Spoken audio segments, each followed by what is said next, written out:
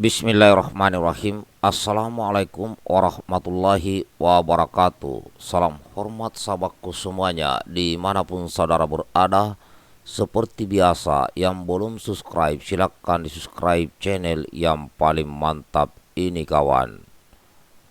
Nah, baik, di sini saya bacakan dulu terkait pernyataan Pak Jokowi ya, setelah membaca grup WA TNI Polri. Nah, coba kita dengarkan dulu. Bapak-bapak atau ibu-ibu yang bekerja, tetapi yang di rumah juga sama. Ya, ini ada ngeri-ngeri sedap ini. Sebentar kawan. Nah, ini ya. Nggak bisa. Menurut saya nggak bisa. Ibu-ibu tuh sekali lagi di tentara, di polisi nggak bisa seperti itu. Harus dikoordinir oleh kesatuan. Kesatuan harus mengkoordinir hal-hal kecil-kecil tadi saya sampaikan, makro dan mikronya. Ini mikronya harus kita urus juga.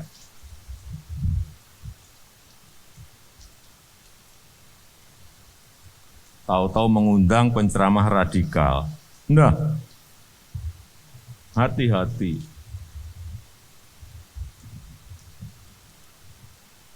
Juga hal kecil-kecil, tapi ini harus mulai didisiplinkan di WA Group. Saya melihat di WA Group, karena di kalangan sendiri, boleh, hati-hati. Kalau seperti itu diperbolehkan dan diterus-teruskan, hati-hati.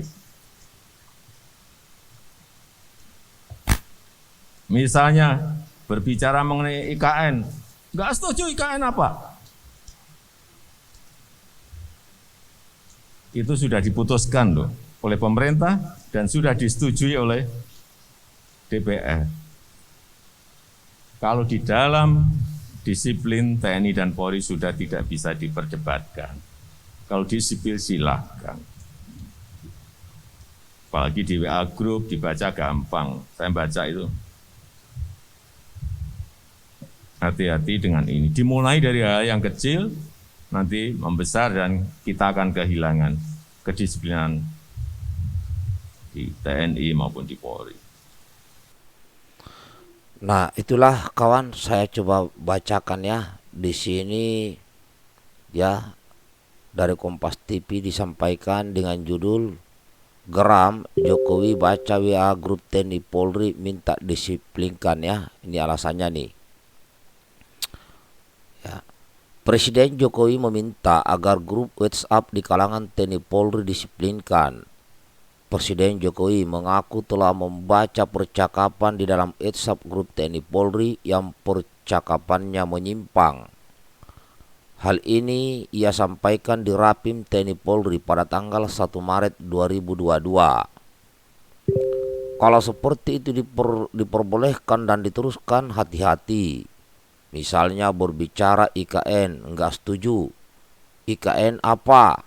Itu sudah diputuskan oleh pemerintah dan sudah disetujui oleh DPR, kata Jokowi. Kalau di dalam disiplin TNI dan Polri sudah tidak bisa diperdebatkan.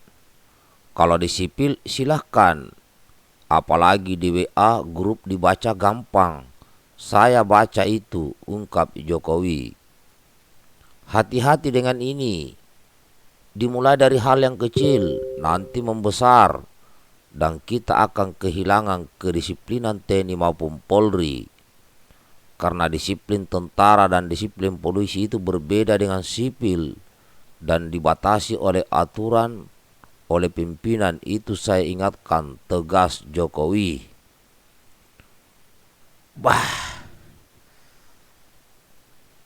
Wih kawan.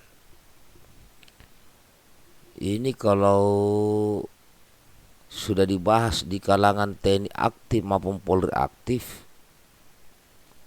ini tanda tanya besar. Ada apa dengan IKN? Nah, ini harus diintrospeksi. Ya, ibu kota negara baru. Kalau saya secara pribadi, ini secara pribadi saya, Ada yang bertanya bagaimana pendapat MPS Pambes Peta terkait pemindahan ibu kota negara ke Kalimantan Timur. Nah, kalau saya, jawaban pribadi saya setuju. Kenapa saya setuju? Agar wilayah Kalimantan Timur juga semakin maju pembangunan di sana. Semakin maju. Karena apa? Di mana ada ibu kota negara, di situ banyak orang yang abdi negara yang digaji oleh uang rakyat melalui negara. Artinya orang itu gajian tiap bulan. Nah, jika orang-orang yang digaji oleh negara tiap bulan ini ada di Kalimantan dengan skala yang lumayan banyak seperti kayak istana negara, maka perputaran ekonomi di wilayah itu semakin deras dan kencang. Ya, karena di situ dia akan membelikan sembako, beli apa kebutuhan mereka sehari-hari. Karena ada duit berputar, maka Kalimantan Timur akan maju. Nah, kalau saya melihatnya di sini adalah keadilan, pemerataan. Masa iya Kalimantan yang kaya akan sumber daya alamnya tidak bisa maju-maju, Papua dan daerah lainnya yang menghasilkan sumber daya alam, sedangkan Jakarta tidak punya sumber daya alam tapi maju pesat. Kenapa? Karena sebagian besar hasil produksi atau hasil produksi sumber daya alam dari daerah-daerah dari luar Jakarta itu sebagian besar numpuk di Jakarta, uang masuk ke situ. Makanya perputaran ekonomi di Jakarta kencang. Akhirnya di daerah-daerah tidak akan bisa maju setara dengan daerah-daerah yang ada di wilayah Jakarta dan sekitarnya. Kalau saya setuju, kalau bisa itu per 20 tahun ibu kota pindah. Habis Kalimantan Timur mewakili Pulau Kalimantan, mungkin pindah lagi ke Sulawesi. Ya entah itu di Jeneponto kan mungkin pertama, biar maju lagi. Habis itu pindah ke Maluku atau ke Sumatera atau ke Papua. Nah, lengkap sudah itu. Ya kan? Kalau bisa per 20 tahun. Nah, kemudian ada catatan tambahan saya bahwa ibu kota negara dibangun jangan hanya mengandalkan utang dari luar negeri, tapi memanfaatkan potensi kekuatan rakyat untuk membangun ibu kota negara. Tidak perlu dipaksakan. Ya mungkin kalau istana negara mungkin harus dibuat bagus lah, tapi gedung-gedung lain tidak perlu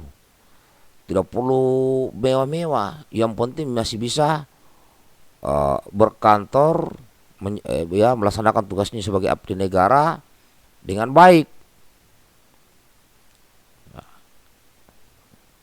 ini kalau menurut saya. Nah, itu Jakarta bukan berarti Jakarta harus dibuat sepi, tidak. Ya mungkin kota Jakarta dijadikan sebagai kota industri. Ya, kota industri, memproduksi Jabodetabek lah jadi kota industri. Nah, mungkin bisa begitu. Kalau itu menurut saya secara pribadi, ya. Biar terjadi pemerataan, jangan Jakarta terus yang dibesarkan, ya kan? Nah, ini saja kawan. Itu pendapat saya pribadi ya, dan silakan saudaraku yang ingin berpendapat. Cuma saya selalu berpesan hindari kalimat-kalimat yang bersifat kebencian, hinaan, cacian, merendahkan maupun meremehkan. Bagikan videonya kawan. Merdeka sekali di udara, tetap di udara.